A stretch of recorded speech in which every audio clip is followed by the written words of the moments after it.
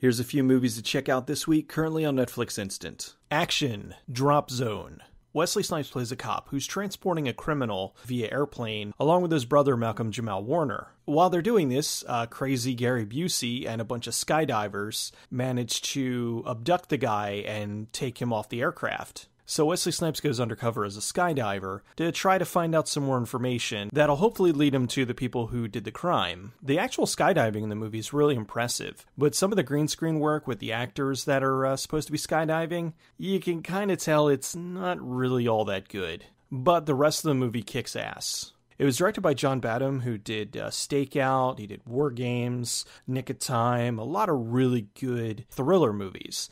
It was funny to see Wesley Snipes playing not quite a badass. He takes a beating in this, which is especially kind of odd since 2 years prior he was in Passenger 57, and he kicked all sorts of ass in that. Yancey Butler's in this, and she's really good. Gary Busey is his usual, completely unhinged self. I just rewatched this the other day, and it still stands up. It's a lot of fun. Comedy, Zapped, not to be confused with the Disney movie that just came out using the same name. This is the teen sex comedy from 1982 with Scott Baio. A screwed up lab experiment gives a high school nerd telekinetic powers. So being a teenager that now has telekinesis, what do you think he does? He gets revenge on the people that were jerks to him, and he blows up a lot of skirts. This is from back in the day of the golden era of teen sex comedies, where all the teenagers were well into their 20s, the jokes are rude, and there's a fair amount of unnecessary nudity.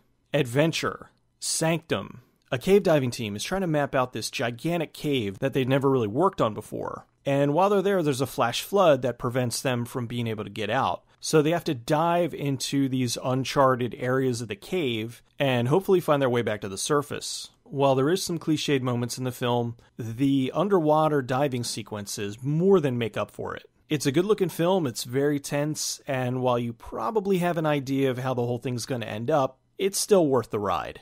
Horror. Here Comes the Devil. I mentioned this back in my Best of 2013 video. It's a very, very unsettling and weird movie. There's a family on a trip near Tijuana, and the two children wander off and go to these caves, and when they come back, there's something not quite right about them. The husband and wife start investigating what happened to the kids, and then something weird kind of starts happening with them, and I don't want to spoil it. I'll just say that it's a very bizarre movie that you should be able to piece together after the first viewing, but it definitely does help with 2 viewings. It's creepy and unsettling, and I know a lot of people didn't like it because the kids do some not good things. That's all I got for this week. I'll see you next time.